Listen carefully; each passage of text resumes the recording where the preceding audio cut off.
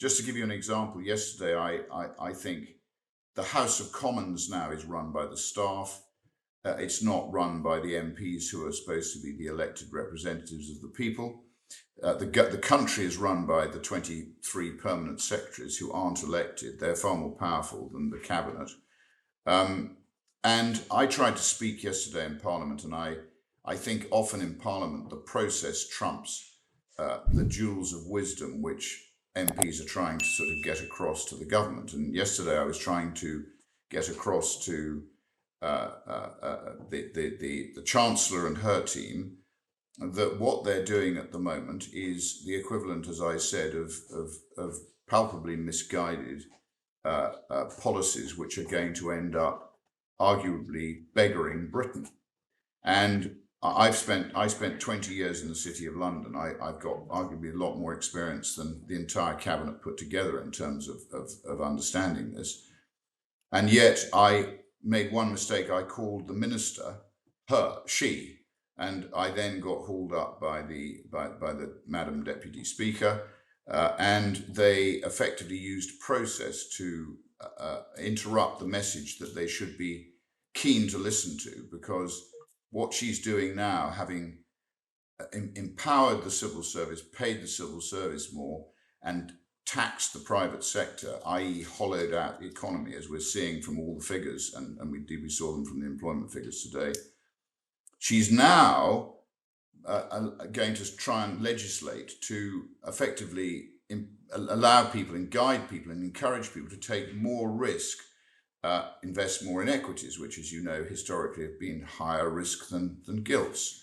That's why we had something called the reverse yield gap. And she's trying to increase the risk people take with mortgages by effectively reducing mortgage protections. So she is effectively encouraging people to become reckless at a time when she's arguably destroying the economy. And I'm very worried about our economy. I can't see how wealth is going to be created. Wealth, as you know, is created by long-term private sector investment in well-directed long-term projects which will create downstream wealth. It is not created by short-term government initiatives like HS2 and other misguided investment like that. So I think we're heading for a catastrophe, and I was trying to warn them, but again, the process trumped the jewels of wisdom that I had to offer, and I think that happens so often in a House of Commons which has become obsessed with process. The staff have become obsessed with controlling the MPs, not allowing the MPs to do what is necessary in the interest of the British people. We have this fellow called the Parliamentary Commissioner on Standards. I clashed with him last week. He was trying to accuse me of not registering my rape gang receipts correctly, which again, I've given money to the rape gang. I'm never going to make any money on rape gang inquiry. It was a technicality, David. So I think the entire parliamentary apparatus is designed to create MP eunuchs who sit, enjoy the sort of benefits of being an MP, and actually do as little as possible for fear of tripping over the process. And as you know, that's not what parliamentarians should be doing. What they should be doing is trying to use their vocational drive to change the way in which Britain is governed for the better. Can we pause there, Rupert? Let's go back to when you first started calling things by their proper name on the rape gangs. Can you remember what happened at that point?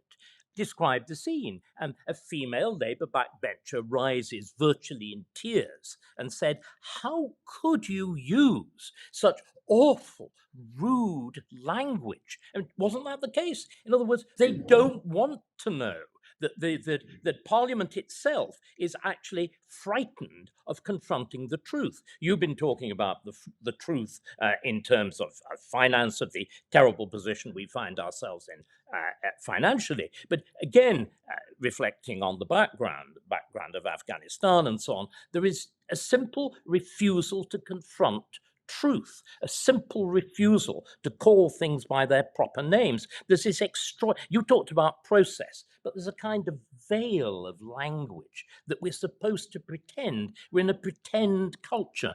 One of the reasons that I was so keen to be involved in Restore. By the way, I've got to say, if you turn it into a political party, I have to resign on the day you do, because I remain a decent and sort of loyal member of the Conservative Party, but that's another matter. But it's this, what we've got to do is we've to get the British public that has got so used to being lied to that it almost wants to remain in this state of childlike.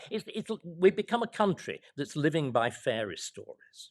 We live in a Harry Potter world in which we believe, or been told we believe, in magical solutions to the economy, magical solutions to multiculturalism. And it's going to be very painful, isn't it, Rupert? I mean, one of the things you've got to do is to make people confront the truth. And this is often a painful thing. Now, the great T.S. Eliot, an American, one of the great central figures of modern English culture, says mankind cannot stand too much reality. We've lived in a world of myth, of lies, of comfortable lies. What we've got to do is to be that tiresome little boy, the little boy who says the emperor is naked. You're so right, David. And yes, so the rape gang inquiry came, and I will freely admit that I had no idea of the scale of this until we started to do some work on it. And I gave a speech in Parliament. People tried to intervene, and I said, I'm not taking intervention, because interventions are fine if you're having a debate, but I was trying to get across a message, so I didn't take the intervention, which some people gave me stick for. And I did use, instead of calling them grooming gangs, I called them what they are. I called them Pakistani rape gangs. And yes, the Labour MP, in as case in point, she was close to tears. She did ask me why I was using such bald language, some sort of term like that, and I said, because that's what they are. And not only are they from Pakistan, they're also from one particular part of Pakistan, most of them. So and again, the data has not been collected properly. And I think, I'm beginning to think, David, that our establishment now is more interested in basically protecting a global elite. And they see themselves as guardians of global welfare rather than guardians of the welfare of the British people. And I think that's quite clear. So we ended up with, as you say, this lack of truthfulness from the establishment. Almost every organ of the establishment let down the most vulnerable people in our society, the white underage working class girls who were being systematically raped and abused. I think it's linked to county lines drugs. Obviously, there's some deeply criminal elements to it. So in a way, it's a dangerous thing to take on. But it, I think, did require the truth. And I think I have now moved the Overton window, as they call it, in that respect. But the problem is we're fighting this vast machine, and I think it includes the judiciary, obviously the police, it includes almost every element of the British state, who, as you say, just simply don't want to confront the truth for whatever reason. I think in the rape gang situation, the reason for it is that they didn't want to be called racist.